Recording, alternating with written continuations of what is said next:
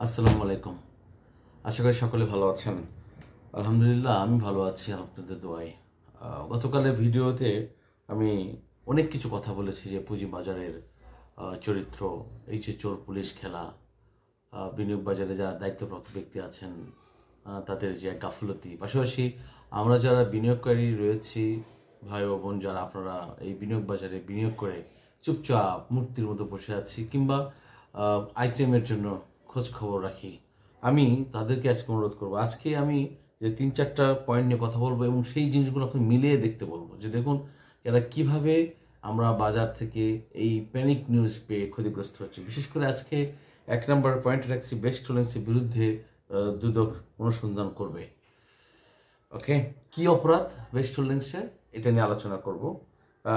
আজ থেকে শুরু হচ্ছে যৌথ বাহিনীর পরিচালনায় ডেভিল হান্ট আজ থেকে শুরু হবে গাজীপুর সহ আইন শৃঙ্খলা পরিস্থিতি অবনতির জন্য। এটা আমি নিঃসন্দেহে একটা ভালো উদ্যোগ মনে করব এবং দেশ যত স্থিতিশীল থাকবে, আমাদের বিনিয়োগ বাজার তথা রাষ্ট্র ব্যবস্থা যত স্থিতিশীল হয়ে আসবে, আমাদের বিনিয়োগ বাজারের উপর তার একটা পজিটিভ প্রভাব পড়বে।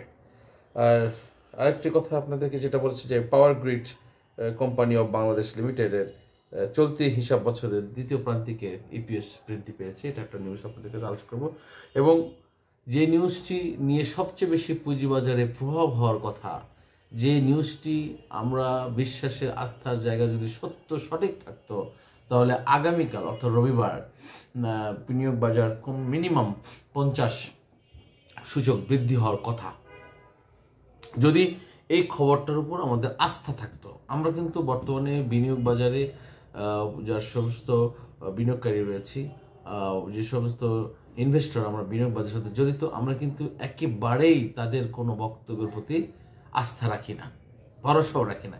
কিন্তু সমস্যা একটা কথাই জানেন, নেগেটিভ কোনো কিছু আসলে সেটা পূর্ণ বিশ্বাস এবং আস্থা রাখি। মানে পজিটিভ যদি কোনো খবর, ইতিবাচক কোনো খবর আসে, সেটার প্রতি আমরা আস্থা নাই, আমরা এটা বিশ্বাস করি না। এটা কারণ আমরা জানি যে পজিটিভ হওয়ার সম্ভাবনা নেই। কিন্তু যদি নেতিবাচক অর্থাৎ নেগেটিভ যদি কোনো নিউজ আসে, পত্র পত্রিকায়, অনলাইন বা পোর্টাল, যেভাবে আসুক না কেন, আমরা যদি কোনো নেতিবাচক কোনো খবর আসে, আমরা খুব সহজে বিশ্বাস করি এবং সেখান থেকে আমরা দ্রুত প্রস্থান করি এবং প্যানিকড হয়ে যায়, অস্থির হয়ে যায়। সব পুঁজিবাজারের উন্নয়নে 10 সদস্যের একটি কমিটি গঠন, এই নিউজটাও আমার এসেছে। পাশাপাশি মেট্রো স্পিনিংয়ের ব্যাপারে আমি একটু কথা বলবো এবং আপনাদের সাথে সংযুক্ত থাকবেন এবং আগামীকাল বাজারের বিশেষ কিছু করণীয় দিকগুলো নিয়ে আলোচনা করব। পাশাপাশি আমি কিন্তু কখনো আপনাদেরকে কোনো আইটেম নিয়ে কথা বলি এই জন্য, শুধুমাত্র উদাহরণকে আপনাদের সামনে তুলে ধরানোর জন্য। আমি কখনোই কোনো আইটেমের ব্যাপারে কথা বলি না। আমাকে দয়া করে বিষয়টা ভুল বুঝবেন না। আমি যেহেতু বেশ কয়েকটি কোম্পানির সাথে কথা বলছি, সেই সমস্ত একটা এক্সাম্পল নিয়ে এসে আপনাদের সাথে কথা বলি। হ্যাঁ, এর অর্থ হচ্ছে যে না, আপনি জিনিসটা অ্যাকনলেজ করতে পারেন, সঠিকভাবে বুঝতে পারেন। হ্যাঁ, তো যেমন ধরুন আমি প্রথমে একটা বিষয় আসি যে বেস্ট হোল্ডিংসের বিরুদ্ধে অনুসন্ধান করবে দুদক কমিটি। এখানে কি করছে? সোনালী ব্যাংক পিএলসি, জনতা ব্যাংক পিএলসি, রূপালী ব্যাংক পিএলসি, অগ্রণী ব্যাংক পিএলসি, পুঁজিবাজারে তালিকাভুক্ত প্রতিষ্ঠান বেস্ট হোল্ডিংস, এই 4টি রাষ্ট্রায়ত্ত ব্যাংক বিনিয়োগ করেছে। এটার বাংলাদেশ ব্যাংক এখানে কি সমস্যা করেছে বা কি অনুসন্ধান রেখেছে, এটা নিয়ে তারা তদন্ত করবে এবং এটা নিয়ে তারা বিশেষভাবে দেখবে। কে দেখবে? দুদক। ভাই, এখানে রাষ্ট্রায়ত্ত ব্যাংক যে 4টি ব্যাংক, সোনালী ব্যাংক, জনতা ব্যাংক, রূপালী ব্যাংক বা অগ্রণী ব্যাংক, যে 4টা ব্যাংক বেস্ট হোল্ডিংসে এসে ইনভেস্ট করেছে, এটা তো বেস্ট হোল্ডিংস অপরাধ না বা সমস্যা নাই। ঠিক আছে, এখানে অভিযোগ করা হয়েছে কি যে এখানে প্রায় 1200+ কোটি এখানে ক্ষতি সাধন হয়েছে। কিসের ক্ষতি হয়েছে? দুদক কি করবে? এসব কিছু না, করবে এই নিউজগুলো কি করবে? কালকে বেস্ট হোল্ডিংসের বাজারে একটা প্যানিক সৃষ্টি করে দিবে, দিয়ে দামটা একটু ফালাই দেবে।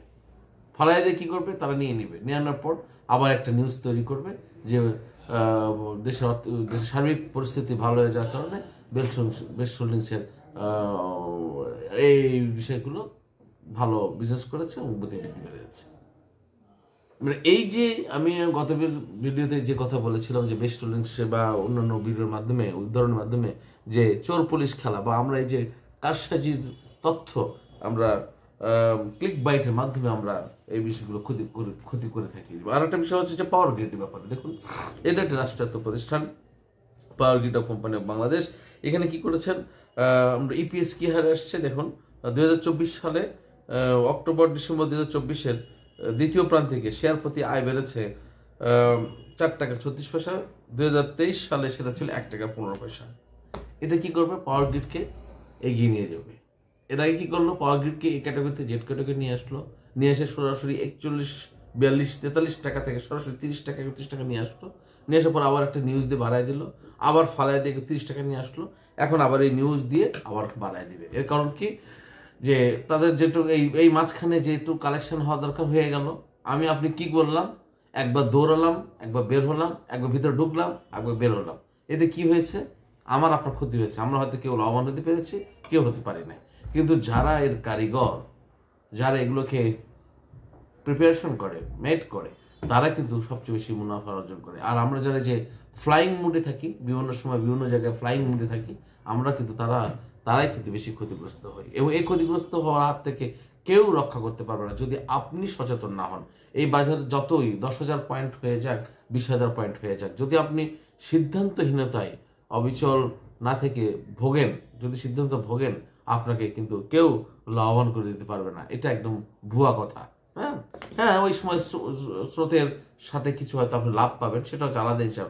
বাট আপনাকে যদি অ্যানালাইসিস করে বা আপনার একটা সিদ্ধান্তর সাথে যদি আপনি এগিয়ে যান, আপনি যদি লাভবান হতে চান, তাহলে অবশ্যই আপনাকে একটা কনস্ট্রাকটিভ সিদ্ধান্ত নিতে হবে, একটা ভালো গুড কোম্পানি বিশ্লেষণ করতে হবে এবং এটাকে ম্যাচিউরিটি নিয়ে পর্যন্ত নিয়ে যেতে হবে। আপনাকে ধরে থাকতে হবে। লাভ কখনো আপনাকে বয়ে আসবে না, আপনাকে একটা প্ল্যান করতে হবে এবং সেই প্ল্যানের সাথে ধীরে ধীরে গ্র্যাজুয়ালি ধাপে ধাপে কিনে সেটাকে ধরে থাকতে হবে এবং সে পর্যন্ত আপনাকে লড়াই করে থাকতে হবে। ইনশাল্লাহ আপনি লাভবান হতে পারবেন। তো পুঁজিবাজার উন্নয়নে 10 সদস্যের কমিটি গঠন, মাননীয় উপদেষ্টা মণ্ডলী যারা দায়িত্বপ্রাপ্ত আছে, মাননীয় কমিশনার, মাননীয় চেয়ারম্যান, বিএসএসসি চেয়ারম্যান এবং আরও অন্যান্য ঊর্ধ্বতন কর্মকর্তা, দায়িত্বপ্রাপ্ত ব্যক্তি, আপনাদের কাছে একটা অনুরোধ যে এইসব কমিটি গঠন করার কি দরকার আছে? এসব কমিটি তো এক্সটার্নাল ইস্যুস। যারা এই ইন্টারনাল দায়িত্বে আছেন, যারা সর্বোচ্চ চেয়ারের দায়িত্ব রয়েছেন, তাদেরকে তলব করুন। আপনারা যে কোম্পানিগুলো, যে অডিট রিপোর্ট আসছে, যে তথ্যগুলো আসছে, যে এগুলোতে প্রত্যেকটার মধ্যে তো ভেজাল আছে, প্রত্যেকটার মধ্যে, every single company of this BSc, এর মধ্যে যে তালিকাভুক্ত যতগুলো কোম্পানি আছে, এই লিস্টেড কোম্পানি যতগুলো কোম্পানি আছে, প্রত্যেকটার মধ্যে ঝামেলা আছে। তবে মাইনরিটি এবং মেজরিটি এটা একটু ভাগ করেন। কোনগুলো বড় বড় সমস্যা রয়েছে, সেই সমস্যাগুলো ক্লাসিফিকেশন করেন, ভাগ করে 2, 4, 10টা কোম্পানিকে আইনের আওতায় নিয়ে আসেন। আপনারা এর আগে বেশ কয়েকটা তথ্য আপনারা দিয়েছিলেন যে এই মাস ফেব্রুয়ারি মাস থেকে আমরা একটা ভালো কিছু করব, আমাদেরকে এই যে 30% ডিরেক্টরশিপের ব্যাপারে একটা নিউজ আসবে, 30% ডিরেক্টরশিপের ব্যাপারে একটা বার্তা আসবে, রিং শাইনের যে আপনার একটা বার্তা আসার কথা আছে, ফিউলিটিক্স একটা বার্তা আসার কথা আছে, এই তাল্লু স্পিন, তুনহাই, এইসব নিয়ে কথা বলেন, কাজ করেন।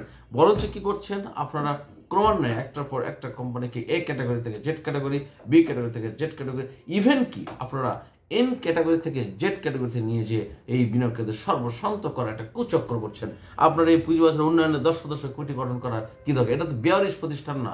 দের ইজ সো মেনি কি বলে যে দায়িত্বশীল ব্যক্তি রয়েছেন। হ্যাঁ, এখানে অনেক দায়িত্বশীল ব্যক্তি রয়েছেন, দায়িত্বপ্রাপ্ত ব্যক্তি রয়েছেন। তাদের দায়িত্বই হচ্ছে এই বাজারকে নিয়ন্ত্রণ করা।